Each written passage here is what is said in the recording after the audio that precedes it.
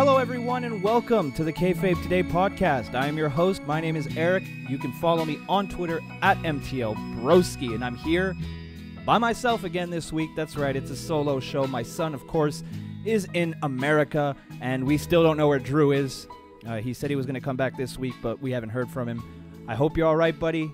Hit us up sometime. Let us know you're okay. Now, I was supposed to have a guest here, but that was yesterday. And I really wasn't feeling well, so I kind of just slept all day, which was greatly needed. I'm not going to lie, I haven't been sleeping well recently, so it was nice to get, to sleep all day. But I did have a guest. Hopefully we can get her on next week. So, Amanda, I apologize. I didn't mean to, flake out on my own podcast, but shit happens, right? So this week we're going to run through Extreme Rules real quick, since it's a week old. Nobody cares anymore. And then we're just going to get through Raw and SmackDown, which I thought both were pretty good this week. Raw, in particular, was much better than it has been in recent weeks, but we'll get to that.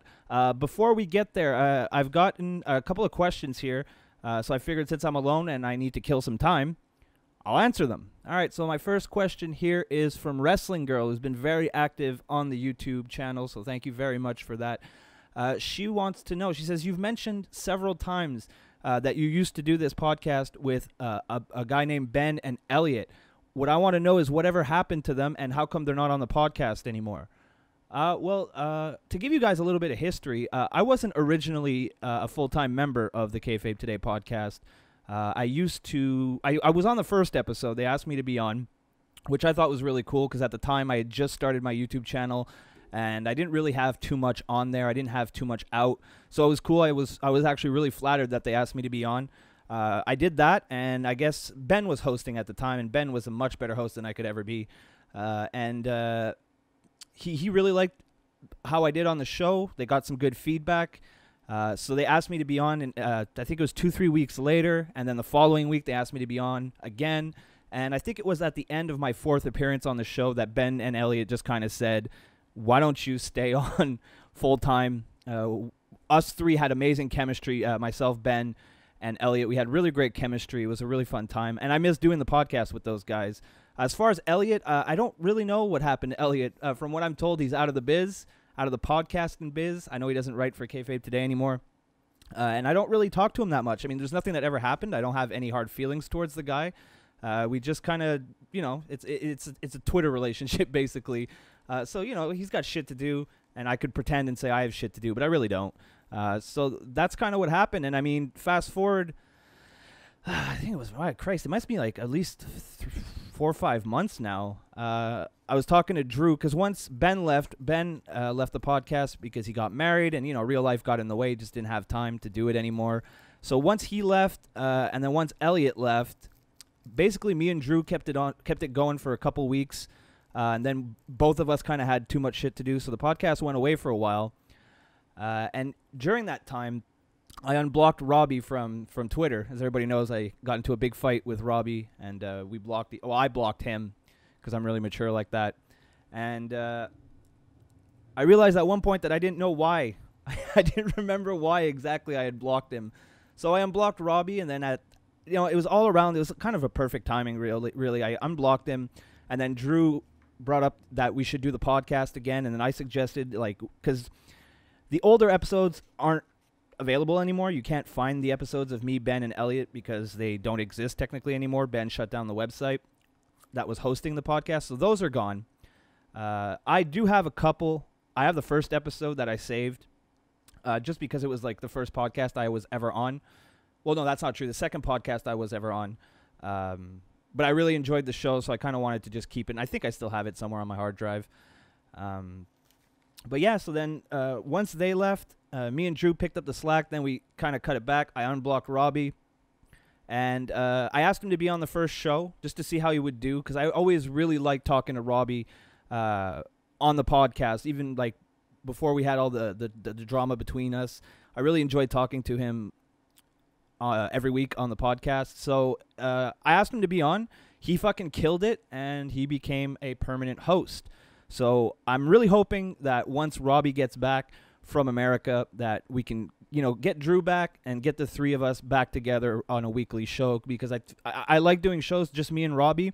I think they're perfectly fine. I think they're fun to listen to.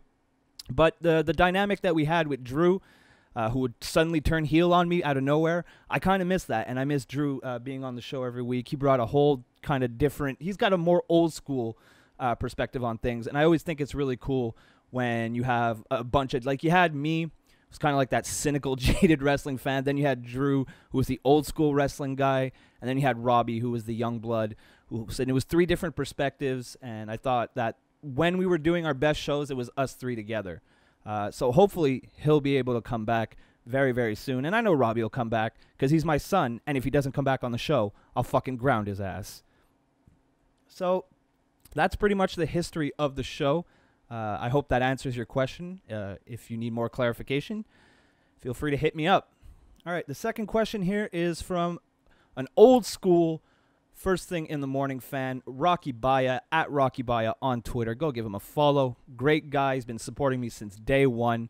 And I think I've mentioned this on the show before, but I have professional wrestling training. I have 2 matches under my belt, which I'm proud of. You know, it's a lot of people would try to say, oh, well, only 2 matches. Well, you know, whatever, big deal. But to me, it's something that people told me I couldn't do because of my size. I'm really not very, very big. I was the smallest guy by far in my class. But when I told people that I was going to go try it out and go train and try to... I never wanted to be a professional wrestler. It was just something that I did as a hobby, right? Like, I couldn't imagine being on the road 300 days a year. It's just not something that appeals to me. And when I say I didn't want to be a professional wrestler, I guess that's not true. I just didn't want to be one that was on the road with WWE and that shit. Like, I like the training. I like the brotherhood that was there. And I didn't even really mind taking bumps because I was the smallest guy. So I was basically everybody's bump dummy. People love training with me because I weigh fucking nothing. So they could do all these fucked up moves on me, and it would be really easy for them to do. But I'm glad I did it because it was something that people told me I would never do. And my goal when I started training was to have a match. All I wanted to do was have a match in front of people and to shut other people that tell me, like, I don't know what it is. Whenever you have a dream or you want to do something, there's always people that are going to tell you that you can't do it. And you got to take that as motivation. You can't let it get you down. Because at first it did get me down, you know, because I hadn't even started yet and people were already telling me I was going to fail. So that kind of upset me. But you know, when you get over that and you just use their negativity as fuel to push harder and work harder, you can pretty much accomplish whatever you set your mind to. And that's not just me being, you know, positive Eric for the day. I really believe that. So I trained a good 8 months. I mean, it was a long training. It was like 8 months to a year I trained. And as part of your training was that at the end of your training, you were guaranteed at least 1 match. So at the end of my training, I didn't really think I was going to get a match not because I wasn't good. I think I was pretty good. People told me I was pretty good. I was very good at bumping. Years of skateboarding kind of prepared me for that. I was really good at bumping and drop kicks. Nobody in the fucking class could mess with my drop kicks. And I could still probably do a pretty good drop kick. Now, it's not a Randy Orton level drop kick, but for, you know, a little dude like me, it's pretty good. The first match I ever had was in front of 30 people, and I think I'm being generous there. And I played the babyface, and I fucking hated it. I absolutely hated it. I didn't want to be a babyface at all. I always wanted to be a heel. I have a natural ability to make people dislike me. So I really wanted to be a heel, but I worked babyface for that first match, and I didn't enjoy it. The match itself, when I got back, the trainer, he said, you know, for your first match, it was decent. We could obviously tell you were nervous. There were a couple of botches in the match, but that's to be expected. And but the crowd was really nice. They were really cool. They were into it. And it was a good time. And my opponent was really, really nice. Like, he gave me all kinds of shit to work with, because he was not like he wasn't a new guy to the scene, right? He was he kind of ran the school with the head trainer, and he had been in some matches in NCW and ICW and other feds around Montreal and Quebec. And he had a name, right? He had a pretty good name. People knew who he was, and he gave me all kinds of shit to work with. Like, he let me get some offense in. He let me, like, go get my finisher. Like, not get my, but, like, go for my finisher. But obviously he reversed it. And he was just super nice, super safe, worked snug. But I always liked that because it always looked better, right? Like, I hated these guys. Like, when we were in training, like, there was these guys who couldn't throw fucking fake punches. Like, if you guys think Shane McMahon's punches look ridiculous, which they do, I'd love to have this guy in video because his punches were like 10 feet from your fucking face. And I'm like, I'm supposed to sell this shit, right? But, like, he clearly didn't hit me. But, you know, that's something that's gonna happen when you train. Now, my second match is probably one of my favorite things I've ever done, because before the match, like, but going in, they told me, all right, Eric, you're going to be babyface again. We want to see how you can work again as a babyface. And I was pissed. And I told them, I'm like, I don't want to be a babyface. I'm not a good babyface. I can't pander to people. I hate everyone.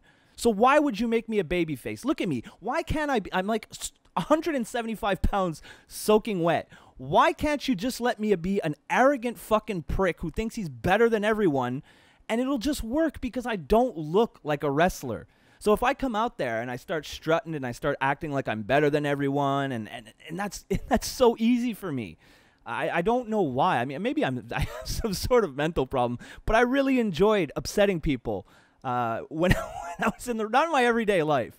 I don't like it. I tend to stay away from conflict in my everyday life, but inside the ring, if I can piss people off, like, and I was great. Like, I was great. I went for, like, because I used to wear these sunglasses to the ring, just to kind of try to be like Bret Hart, I guess. I figured maybe if I wore the glasses, I'd be as good as him. Didn't pan out that way, but it was worth a shot.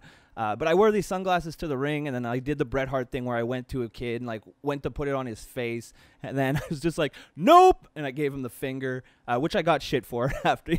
Nobody told me I wasn't supposed to flip off kids, but whatever, you know, it's wrestling. You gotta have some fun with it, and I did. The match itself was better than the first one because I felt more comfortable. Once you get that first match under your belt, it's a huge load off your shoulders because at least now you know you can do it. Right after when I was going into my first match, I was fucking terrified. Not of fucking up, not of looking stupid, just of letting the guy who's in the ring with me down. I didn't want to let him down. I mean, he knew it was my first match. He told me before the match, don't worry about it. It's not a big deal. You're here to learn. It's your first match. Just relax. And that really helped me. And he was a really, really cool guy. Unfortunately, he passed away a couple years ago, so that kind of definitely sucks, but he was a really cool guy to me. He was really, really good to me, and so was my second opponent. Equally, like, he was like a good-looking guy, nice body, you know, just like he was a perfect babyface, perfect fucking babyface. And then I come out, you know, in my 175-pound glory, and I come out and I'm antagonizing people. I walked up to him and I just kind of shoved him or did that shoulder bump thing where you just kind of move him out of the way. Went onto the ropes like a Stone Cold, you know, did a Randy Orton pose. Like, I was just having fun with it, just trying to do things to upset people. And, like, during the match, what I did was, like, I hit him with, like, a DDT, and then I would roll out of the ring, go to the commentary table, open up a bottle of water, and hit on a girl ringside. You know, and then get back in the ring and then get my ass kicked. I did win that match. That was really fucking cool because before we went out, my opponent was like, let's give you one. All right, let's see what you can do as a piece of shit, and let's see how you celebrate as a piece of shit. So when I won, I celebrated like I just won the WWE Championship. I was on my knees, and I was thinking in my head that famous line, the boyhood dream has come true for Shawn Michaels. So I had that in my head, so I was like on my knees, and I was like bowing like Michaels bowed to the title. It was fucking great. Like, when I got back, the boys, everybody gave me props for that. Like, they laughed, and they were like, was that a Shawn Michaels reference? I was like 100 fucking %. So everybody kind of got it, and it was really fun, and I do miss it. But I had to realize pretty fucking quick that because I had done so much damage to my body over the years from skateboarding and hucking myself, you know, down flights of stairs and falling and, you know, hitting my head and shit like that, I quickly realized that if I wanted to live a decent life without any pain for the rest of my life, because of skateboarding, both of my ankles are fucked, my back is fucked, When it gets cold out, I get super stiff, like my 2 ankles. I can tell when it's going to rain because my ankles start fucking like hurting, and sometimes they even swell up. It's my ankles are really, really bad. And that was kind of a problem because you really need your legs in wrestling. I mean, unless you're Zach Gowen, right? He only needed 1. But I'm not that I can't hop that well, so I'm not that wasn't an option for me. But yeah, so I had to call it quits. I didn't want to, but at the same time, I didn't want to live my life in constant pain all the time, which I've basically been doing for the past 2 weeks. And trust me, I know I made the right decision. But I'm glad I did. I'm glad I did it. I'm glad that I went through with it. I'm glad I didn't let people tell me that I couldn't do it. And it was a great experience. I met a ton of really cool people. I learned a lot about myself. And at the end of the day, you got to try things in life to know what you like. And I really loved the matches. I didn't mind bumping. I didn't mind taking bumps. I didn't mind making other guys look good. I didn't mind losing. I didn't care about that shit. I just wanted to be in the ring. Like my entire life, all I wanted to do was run the ropes. And I got to do that. So to me, that was my WWE championship. Just knowing that I could have a match, just knowing that if I needed to, I could call a match in the ring. I had pretty good psychology, and I just I was pretty good at putting matches together. So that alone was, like I said, that was my WWE championship. Just knowing that I could go out and perform and entertain people, that was enough for me. So before I got too banged up, I just kind of called it quits. I did what I wanted to do. And I know some people are probably listening to this and like, oh, that's just a cop-out. You couldn't hang. And maybe that's true. Maybe I couldn't hang. But you know what? My goal when I started this entire thing wasn't to stick around forever. It was to have a match, to complete that match, and to be satisfied with it. And I got to do it twice, and that was good enough for me. So that's my little tale of playing wrestler for, a year or two. It was a good time. And, I mean, if you guys are on the fence, I highly recommend it because you learn a lot about yourself, especially your physical limitations and what you can take as a person. And you're going to need a lot of confidence, especially if you're not one of the guys that, is like 6'5", 220 pounds of fucking pure muscle, which I definitely wasn't. You're going to need a lot of self-confidence because, not every...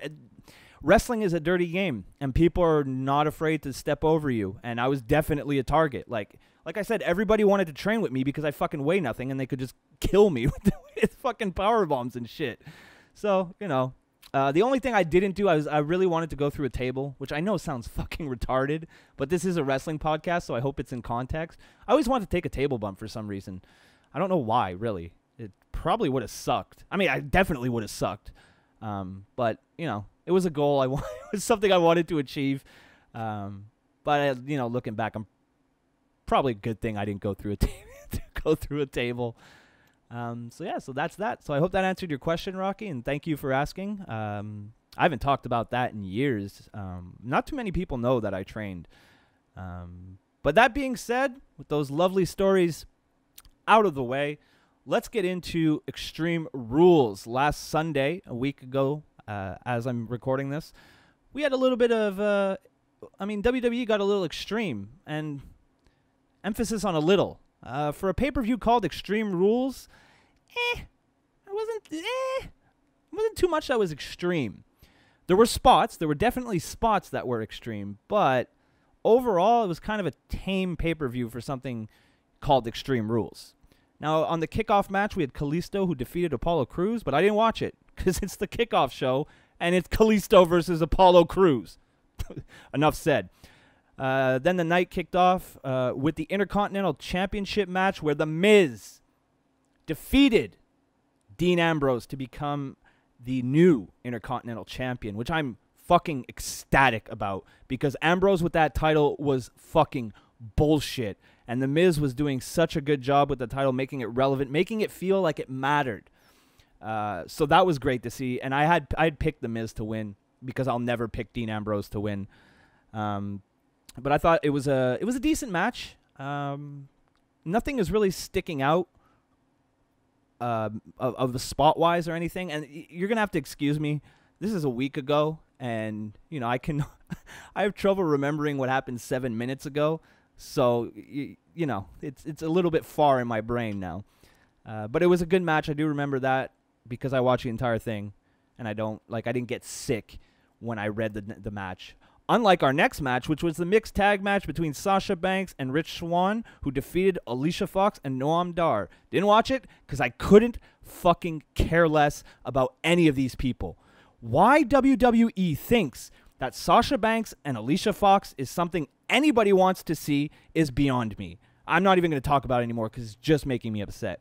Then we had the Raw Women's Championship kendo stick on a pole match between Alexa Bliss, who beat the shit out of Bayley. This was pretty one-sided, and that kind of surprised me. I was actually really worried that Bayley was going to win the title. God, talk about fucking somebody up. Talk about taking one of your hottest fucking stars in NXT and just completely fucking ruining her. God, I don't know. Bayley to me is just... I don't know what... I loved Bayley. I was a big fan of Bayley in NXT. I loved the chase. I loved her chasing Sasha Banks. I loved her constantly losing and then finally winning the big one. And it's such a simple story to tell. And it's with someone like Bayley, it would have been so easy to just recreate that. Because you got to keep in mind, even though us hardcore fans, people who listen to podcasts, people who go on the internet and look for information, of course, we know all of that. All of the history between Sasha Banks and Bayley and Charlotte. We know that. But there's a large majority of your audience that doesn't watch NXT. So you could totally just recycle that entire storyline that they did in NXT and it would be fine. But instead, they just gave Bayley the title way too early. She had an absolutely meaningless run with the title. And her promo skills where she just keeps repeating that this is her dream and she had a dream as a kid and now she's living her dream. Who the fuck cares? Nobody wants to listen to that shit. Not even little kids. I don't care about your dream. Shut the fuck up and punch someone in the face, woman. Christ. Well, I didn't really enjoy that match in case you couldn't tell. And then we had the Raw Tag Team Championship Steel Cage match between Cesaro and Sheamus, who defeated Hardy Boys to become the brand new Raw Tag Team Champions. I thought this was a pretty damn good match. I am a big Cesaro and Sheamus fan. I absolutely love them together. Who would have thought, right? When they were having their Best of 7 series, which I started off by enjoying, and then they did the predictable thing where they went to 7 matches, and then that awful fucking finish on the 7th match. That was fucking terrible. But now that they're together, they've been solid. They're a good heel tag team. I feel like they get legitimate boos. And Cesaro as a heel, I like it more than when he's a babyface. Maybe it's the accent. Accents equal heel. That's not me. That's what WWE taught me, right? And movies, because the bad guys in movies is always a British dude, which I don't get because they have a delightful accent. But, of course, spot here of the match was Jeff Hardy doing a Swanton Bomb. I think it was a Swanton Bomb. Whatever. He flipped off the top of the cage. It was fucking dope. Now, the finish, I know a lot of people didn't like it. I didn't mind it. Because the way that it happened was you had Cesaro and Sheamus climbing out of the cage, and Jeff, after he landed his, we're just going to call it a Swanton Bomb, off the cage, he's kind of knocked out, so Matt was dragging him out. And just as Matt was dragging him out of the cage, Cesaro and Sheamus, both feet hit the floor, and they became your new champions. Now, why I like this is because you put the titles on Cesaro and Sheamus, but you don't make the Hardy Boys, which is your big nostalgia act right now, you don't hurt them. This wasn't a blowout. This wasn't a loss that made the Hardys look bad. Now, what I was hoping is that Jeff technically blew it because he was already out of the cage, right? He did the Swanton to help his brother Matt, which makes sense. But after that, he was passed out. Like, he was knocked out from the move, right? Now, what I was hoping is that Matt was going to blame Jeff for the loss, and we were going to get broken Matt Hardy. But I'm starting to get really worried here, and I'm starting to believe that maybe we'll never see the broken Hardys in WWE. And I think that would absolutely hurt them. Now, it's obvious that they're going to give Jeff a singles run at some point. And if Matt doesn't have that broken character, I'm very worried about him because he's worked so fucking hard so fucking hard with coming up with a broken gimmick and everything that comes with that. And it would suck that because of some fucking petty, shitty fucking wrestling company that nobody cares about, we're not getting what we could be getting. And it makes me hate TNA. Like, I don't like saying, oh, I fuck this promotion or anything like that. More promotions is more places for the boys to work. But fuck TNA. I hope they go out of business because they're fucking dicks. Give me the broken gimmick. All right, maybe I got a little Mark rage there. I'll admit it. A little Mark rage. But it's what I want. I want the broken... I'm bored. I've seen the Hardy Boys. They've done everything. All right? Give me something new. Give me broken Matt Hardy. I mean, it's not new because Matt did it for like a year before coming to WWE, or maybe even longer than that. But I mean, let's see how what I really want to see is how WWE can fuck it up. That's what I really want to see, is how can they take something that was super over and just completely fucking ruin it. That's what I want to see. That's because how do you take gold and turn it into a pile of shit? That's what I want to see. If anybody can do it, it's WWE Creative. And I believe in them. I definitely believe their powers when it comes to fucking someone up. I mean, just look at Bayley and just look at most people that come up from NXT. I mean, how long has Tyler Breeze been there now? And he's just now finally getting something decent to work with? Fuck, I wish they would go back to fucking Vince, a Booker, and maybe one other dude. You know, like back in the day when it was Vince McMahon, Pat Patterson, and Jim Cornette. That was the Attitude Era. That was great. I wish it could go back to that. But no, we have to have a big fucking production with 1,000 people who don't talk to each other. So the left hand doesn't know what the right hand's doing, and nothing makes fucking sense. Awesome. All right, I'm going to move on here before I get really depressed and just quit doing this podcast. We had the WWE Cruiserweight Championship submission match where Neville once again defeated Austin Aries. Little bit surprised here. I thought they were going to put the title on Aries, but I think they have bigger plans for him based on his tweets where he said he had to reevaluate his career and whatnot. Maybe that means he's going to move into the regular division and get out of the cruiserweight division. I hope so. I'd love to see what he could do in some higher profile matches. And I've been a big fan of Austin Aries for a long time. He's a smaller guy. I typically like smaller guys because I'm a smaller guy. But I thought this was a great match. I thought this was a really solid match. One of the better cruiserweight matches I've seen recently. I mean, I'm glad it's over now.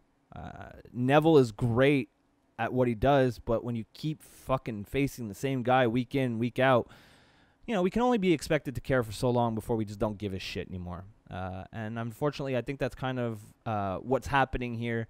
Crowd wasn't too receptive to the match, but I thought it was great. Thought it was a fun cruiserweight match. And they've been the cruiserweight match quality has gone up in recent weeks, in my opinion. I think it's a little bit better. I still don't really make an effort to watch them, but if they are on, I'll just sit there and let them happen to me. But, you know, I don't know. That division is, at this point, beyond repair. You know, 205 Live watch numbers aren't great. And does anybody really care about the cruiserweights? It doesn't sound like it. Like if you go out based off crowd reaction, it doesn't really sound like it's too. Doesn't sound like people are like on the edge of their seat just waiting. Like, oh, when are the cruiserweights gonna get here? All right. So and finally, our main event, we had the Extreme Rules Fatal 5-Way match with the winner challenging Brock Lesnar for your Universal Championship. Samoa Joe defeated Roman Reigns, Finn Balor, Seth Rollins, and Bray Wyatt. I thought this was goddamn great. Because whenever Roman Reigns is in a main event match, I think Roman Reigns is going to win. And I'm just glad he didn't. They gave it to Samoa Joe. Now, I do think it's cool. I like that he won. I like that he's getting a push, but there's no fucking way he's winning. There is no goddamn way he's winning. And I think it was Dave Meltzer in the latest Observer. He kind of dropped a hint that some of Lesnar's title, the title plans for Lesnar kind of got leaked or he had some source or something. I'm not exactly sure. But what it looks like, it's going to be a one and done. So Brock is going to go over Samoa Joe. And then between SummerSlam and Mania, He might face Balor and he might face Rollins.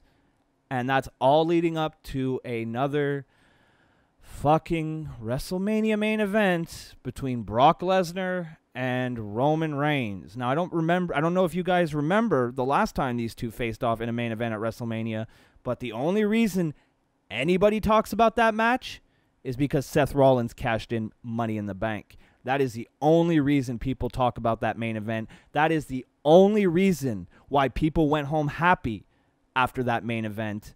And what, are you going to do it again? No. I mean, fuck, dude, does anybody on this fucking planet want almost a year-long build between a guy who is barely there and another guy who nobody likes? I don't want a fucking year build between Brock Lesnar and Roman Reigns. No interest at all whatsoever. And based from the talk on Twitter and speaking to some people whose opinions I respect, they don't want it either. So I'm not alone in this, and I didn't really think I would be either. But in a way, I kind of wish that Roman Reigns won this Extreme Rules Fatal 5-Way match for the simple fact that I just want them to put the fucking title on him already. Just get it over with. Just fucking put the title on him. Let him have a 6-month reign or however long you want to give him the goddamn strap. And just get it over with. Just get it over with. Nobody cares. And I'm sorry, but until Roman Reigns is allowed to act until Roman Reigns is let go and he can do whatever the fuck he wants and he doesn't have to be this fucking terrible babyface that they want him to be, I have no interest in the guy. He's boring. Not in the ring. I'll never say he's terrible in the ring because he's not. He's one of the best WWE has. He's not on an AJ Styles level, but, give him a couple more years and he could easily be, just as good, if not better than John Cena in the ring. If you look at his match quality, you really can't tell me that he doesn't put together some goddamn good matches. Now, some of that might have to do with his opponent in the ring, but by and large, Roman Reigns in the ring, you're going to get an entertaining match. My issue is not with his wrestling. His wrestling is perfectly fine to me. He does what he needs to do. His Superman punch is a cool move. It can come out of nowhere, so there's that burst of excitement from the people that like him. So I get that. Everything he does is perfectly fine in the ring. It's his charisma, which is completely fucking absent. Like, I'm thinking, because I keep my charisma in my beard, I'm seriously thinking of shaving it off and mailing it to him. He'd probably take that as, kind of a stalkerish thing to do. But I would leave a note and I would explain very nicely that this is where I keep my charisma. And maybe you should glue some to your face because you desperately need some. Fuck. All right. Extreme Rules in the bag. We got Money in the Bank coming up, which is always a fun pay-per-view. Looking forward to that. The first ever women's Money in the Bank ladder match. That should be really, really fun. I'm looking forward to that. It's never happened before, and when something has never happened before, it's always fun to watch the first time. Plus, with the ladies who are in the ring, I think it's going to be a damn good match. Very much looking forward to Money in the Bank, and there's of course the men who are going to have a Money in the Bank match as well. So we're getting two, which is never a bad thing. I love the Money in the Bank matches. I always have. I always will. I think it's a great concept for a wrestling match. Now, before we get into my recap of Raw and SmackDown, have a little listen to some of our friends. This is Markin' Out. Hello, it's Brandon. And Dave. And we do a weekly pro wrestling podcast called Markin' Out. And you can check us out on iTunes, Stitcher Radio, Google Play, and markinout.com. You guys are awesome. As always. If you're not tuned in to the Shining Wizards, listen to what some of our fans have to say about the show. You guys suck. You suck, you suck, you suck. You suck, you suck, you suck. You guys suck. Tune in live every Tuesday night, 7 p.m. East, rantmradio.com. It's the Shining Wizards, where it's wrestling talk and talk about wrestling. And we're back. A big, big shout out to the Shining Wizards and the Marking Out podcast. If you don't listen to them, you should go do that right now. pause this one, go into your podcast app on your iPhone, type in Marking Out, hit that subscribe button, type in Shining Wizards Wrestling Podcast, hit that subscribe button, and enjoy. Would I lie to you guys? Of course not. They're great, great podcasts. You should check them out. Definitely hit them up. Tell them Broski sent you. It won't get you anything, but maybe they'll like me a little bit more. Maybe they'll like me a bit more. All right, so it's everybody's favorite show of the week. It's Monday Night Raw. Yeah. It was actually decent this week. I don't know what the fuck that was. My voice kind of left my body there. Maybe I'm dying. I don't know what's going on here. All right, here's your official results. Roman Reigns defeated Bray Wyatt at 1935 via pinfall. In a non-title match, champions Cesaro and Sheamus defeated Heath Slater and Rhino in a minute 45 via pinfall. TJP, the master of the dab, defeated Mustafa Ali in 242 via pinfall. Kalisto defeated Titus O'Neil at 125 via pinfall. Enzo and the Big Show, fucking kill me, defeated Gallows and Anderson at 147 via pinfall. And Raw Women's title match, Alexa Bliss defeated Nia Jax at 222 via DQ. I don't even remember that. I don't even remember them having a match. And finally, our main event for the evening, Samoa Joe defeated Seth Rollins at 15:45 via submission. All right, so Bray Wyatt came out to kick off the match. He claimed that he could have killed the Beast and saved them all, but they took his sword and stuck it into his heart. How poetic. God. But he's still a god, and he's here for revenge against the guilty Finn Balor, Samoa Joe, Seth Rollins, and Roman Reigns. Now, of course, Roman heard his name, so he made his way to the ring and basically just says it's his yard. He's the guy, and he knocks Wyatt to his ass. This led to a match between Roman Reigns and Bray Wyatt, which was, man, they got some time here. Almost 20 minutes to kick off your show with a match. Unheard of in today's WWE. It was decent. I feel like Bray Wyatt and Roman Reigns have pretty good chemistry together in the ring. Going back to the 6-man tags with the Wyatt family and the Shield, those were some pretty fucking epic matches. And I feel like these guys still have that chemistry from that feud. Overall, decent. Not great, but decent. Enzo and Cass are interviewed about their recent attacks. About the recent attacks on Enzo. Enzo doesn't have any clue who has been attacking him because he's a fucking idiot. And Cass said he's insulted that some people think that he is Enzo's attacker and promises to have his back, including in their match tonight against Anderson and Gallows. And then Enzo hits on Charlie for some reason. It was very awkward. It was awful. Awful. Let's see. What else happened? Oh, God. The Drifter gifts us with a tune, which, God, made me want to die. But, I mean, I guess that's the point, like Robbie pointed out last week. But Jesus Christ. Then Samoa Joe had a promo, and he said that he's the man that does not fear Lesnar. He's incapable of fear, but admits he envies Lesnar because he wants everything Lesnar has. His special schedule, his ability to instill fear in other men, and he wants Paul Heyman and his advocate to negotiate his contract and run his errands. But more importantly, he wants Lesnar's Universal title. And at Great Balls of Fire, he will take that title.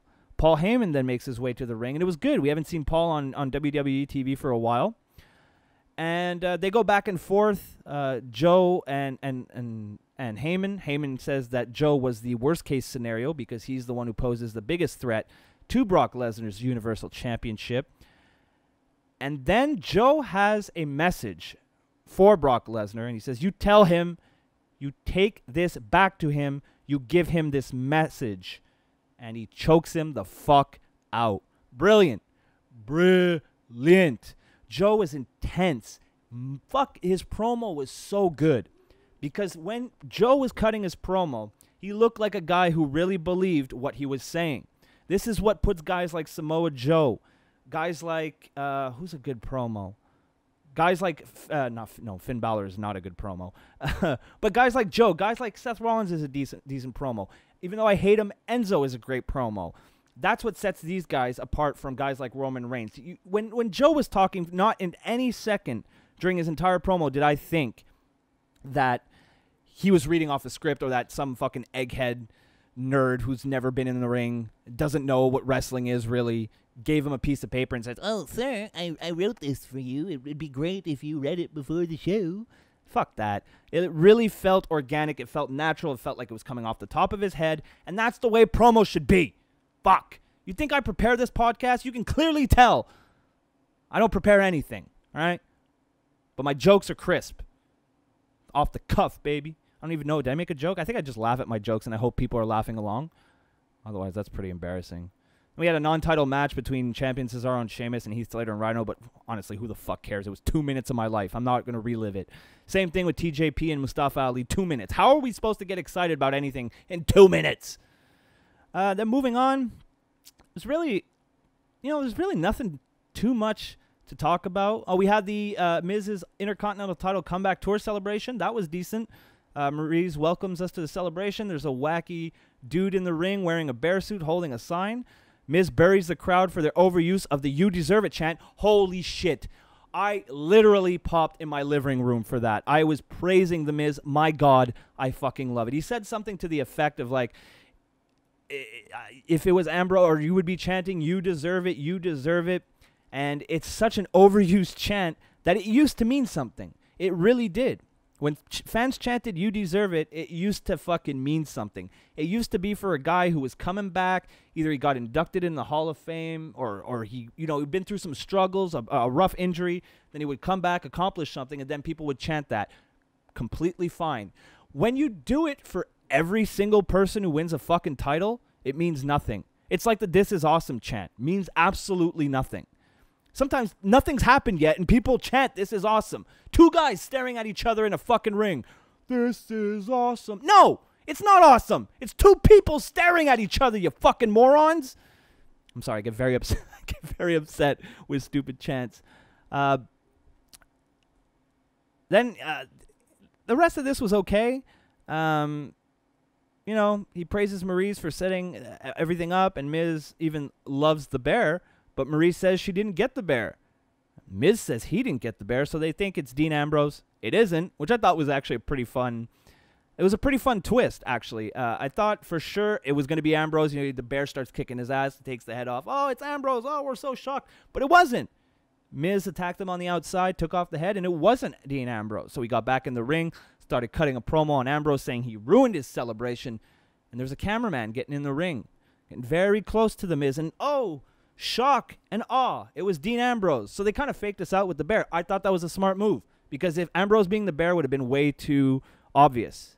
And that's a problem with WWE programming. A lot of stuff feels very predictable and very, you can see it from a mile away.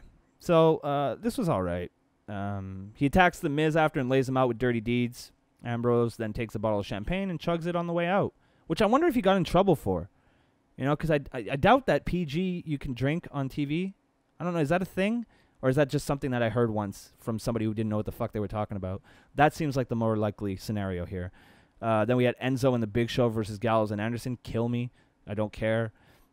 Alexa Bliss versus Nia Jax. Meh. Didn't last long enough to care.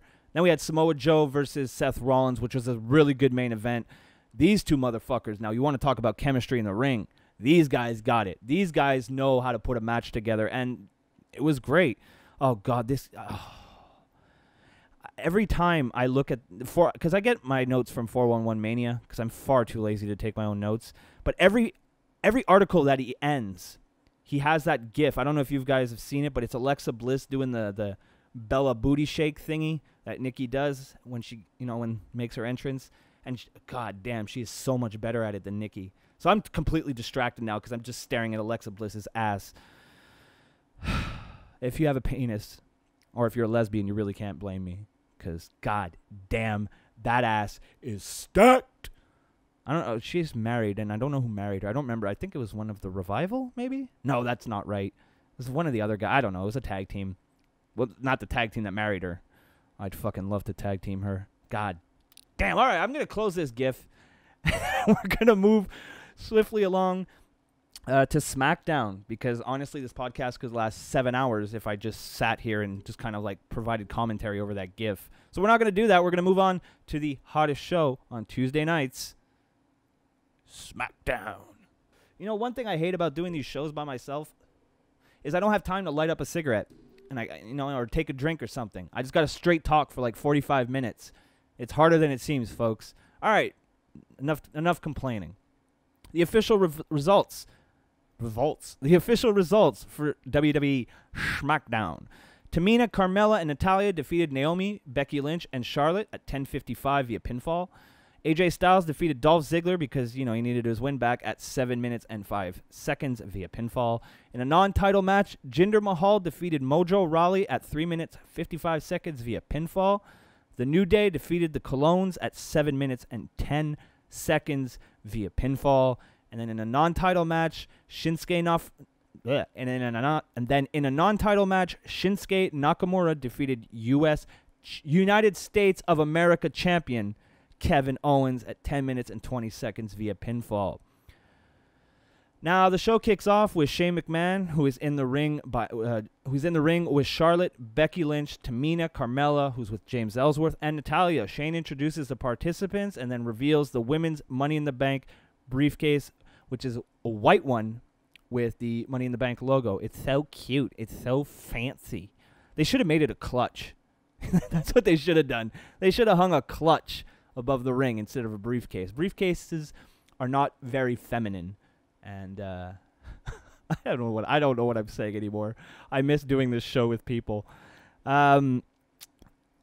Honestly, I didn't watch the Naomi, Becky Lynch, and Charlotte match because Becky Lynch was in it, and I just don't do it to myself anymore. I hate her. I can't stand her. I'm not going to go on another rant because I've gone on enough rants about Becky Lynch, and nobody's here to trigger me with her fucking theme music this week, but I can't do it.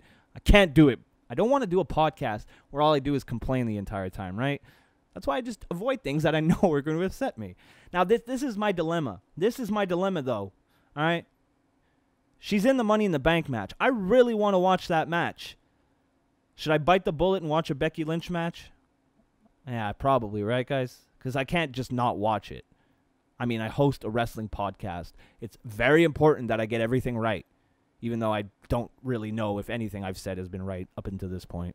I mean, these notes seem to be well written, but I don't know what the fuck he's doing. I don't know who this guy is. Let's just move right along, shall we? AJ Styles versus Dolph Ziggler was a decent match. Not as good as their match the week before, and it was very average. And the commercial break was really... It was really hurt. It was put in a weird place where the match was kind of gaining momentum, and then bam, commercial break. I hate commercial breaks mid-match. I know that happened during the Attitude Era, but I don't remember it happening this often. I don't remember it happening in every match. And I don't know. It was average, but the commercial break hurt it, and it just felt like it never really got going to me. We then got another Fashion Files. Yes. So much yes. Fandango tasted the cologne bottle for Prince, but doesn't think it's the cologne's cologne, which is hard to say. The picks on the bulletin board for the fashion offenders are amazing, which is true. They are fucking great. There's Billy Kidman. I saw Vince McMahon, his jailed picture. There's so many. If you can, go back and look because it's pretty funny. The Fashion Police do the thing where they kind of talk in the head so the New Day can't hear them, but then... New Day has a romper and it offends Fandango. He says he doesn't take bribes and he won't sell out, but Breeze puts on the romper and loves it. What the fuck is the romper? What is that? Why is that a thing? Look, if you're a grown man and you're wearing a romper, walk into traffic, okay? Do your buddy Broski a favor and walk into traffic, because you're a fucking idiot. But yeah, just to get back to the pictures on the the offenders list for the Fashion Police, they have Michael Hayes on it, and he's like, it's 4 pictures, and then under it it's written repeat offender. I got a good laugh out of that. I thought that was great. The non-title WWE champion Jinder Mahal versus Mojo Rawley. Ugh. Talk about who gives a fuck. I'm fine with Mahal being the champion, but Mojo Rawley, who the fuck cares? I mean, really, who cares? And we had the New Day versus Big E and Xavier Woods. We had the New Day consisting of Big E and Xavier Woods versus the Colognes. It was an average match. I felt like the Colognes got in a little too much offense, especially since New Day was making their debut in a match. I thought maybe they should have maybe dominated this match, especially since they're going for a title. Nobody really wants to see the New Day go back and forth with a team like the Colognes. You would think that they would dispatch them pretty easily without the Colognes getting in much offense, but it was pretty competitive, actually. And if you're putting the New Day going for a title, you don't really want to do that, especially for their debut. And this match left a bad taste in my mouth. But let me tell you what didn't leave a bad taste in my mouth. Oh, transitions! The Usos show up after, and they aren't impressed and claim the New Day is old news, and that they have a tag division, and that the Usos have the tag division on lockdown. They then say they can do jokes and mock Kofi's hair and his clothes, and they mock Big E's large pecs before making fun of Xavier Woods' shoes. That's hard to say. And at Money in the Bank, there will be no jokes because it will get real. It won't be paranoia. It'll be the Usos, which is the only kind of thing I don't like. Not a big fan of that catchphrase. It's not paranoia. It's the Usos. I'm still willing to give it a chance, but, whatever. Oh, and Lana made her debut this week. I forgot about that when I was talking about Shane McMahon and shit. She came out to interrupt Shane McMahon during the Money in the Bank presentation or whatever, did her dancing gimmick. It was really weird. It was a weird debut. That's why I didn't talk about it. Who fucking cares? So then we go. Oh, boy. Here we go. United States of America champion Kevin Owens versus Shinsuke Nakamura. Let's see. This was an okay match, and actually a theme for the show tonight was that it was fine but pretty average overall. I was looking forward to this match a lot, and I was disappointed a little bit. I mean, the work was solid, and Nakamura getting another big win shows that they're trying at least to position him as a main event star on the brand. But there was nothing really special or anything about this match, and there was really nothing too interesting about it either. Like, as they built up to the finish, there was nothing really that stood out, and I was kind of disappointed. It's basically, they had a match, they did stuff, Nakamura won, and that's it. After the match, Corbin laid out Nakamura with the end of days, and that's how we ended SmackDown for this week. Like I said at the top of this podcast, it was a decent week, pretty average for WWE. I felt that Raw, at least, was better than it has been in quite some time. It's not good by any stretch of the imagination, but it was better. And SmackDown, consistently an enjoyable show. It's that 2-hour point. That 2 hours flies by. It's great. It's amazing. Like, at the end of a SmackDown, I never feel like I need a nap. But at the end of Raw, if I make it to the end of Raw, I definitely feel tired. It's draining sometimes watching that show. The Corey Graves stuff has been absolutely brilliant. Love the Corey Graves stuff. Love the way they're booking it. Really looking forward to seeing where it goes. And I can't wait. I can't wait for the Revival to come back and get into the mix of things. It's there is some stuff to look forward to. You just kind of have to look a little hard sometimes to find the good stuff. But that was the week in WWE, guys. And that's going to be our podcast for this week. I know a lot of you don't mind these solo shows, and I don't really mind doing them. But they are more fun for me when I have other people here. I get to, bounce off other people and make some jokes and have people laugh at my jokes and, just get a nice little self-esteem boost. Here I'm telling jokes and nobody's laughing. I mean, Heisenberg's looking at me, but cats don't laugh. And now that I don't know what I'm saying anymore, I should definitely end it. If you enjoyed this podcast, be sure to hit that like button, guys. Leave some comments down there. Ask us some questions. I want to really encourage fan participation because it's more fun. Like Wrestling Girl, you've been awesome. Thank you so much for participating. Eric, Jay, and Rocky, my patrons, thank you so much for your support. Thank you for always being cool with me when I don't put videos out for a couple days, which is the case recently. You guys fucking rule. Appreciate your patronage every single month. And I'm actually really humbled by it. Like, when I started doing this shit, I never thought people would think the content was good enough to actually give me money every single month, but you guys do, and it completely every first of the month when I get the Patreon money, it fucking blows my mind, and it really does help me out because it pays for my Xbox Live subscription. I save up and I buy games with it so I can make more videos for the show. So everything that you guys give me, I try to put back into the show. I'll be honest, I did buy a Coke with some of your money once, but I was thirsty. And I mean, Coke is full of sugar, so it's not really great for thirst. I just wanted the Coke. I'm sorry I wasted your money on Coke, guys. But at least it wasn't cocaine. It was Coca-Cola. All right? So if you want to support the show, if you want to be like Jay, Eric, and Rocky, you can head over to Pro Wrestling Tees and get yourself a dope-ass t-shirt. Or you can head over to Patreon. The links, ProWrestlingTees.com, Patreon.com, both /FTITM. Of course, you can follow me on Twitter at MTLBroski. Go follow Robbie on Twitter at Robbie Radford. Go follow Drew Ortman on Twitter at Drew Ortman. And until next week, guys, this has been the Kayfabe Today Podcast.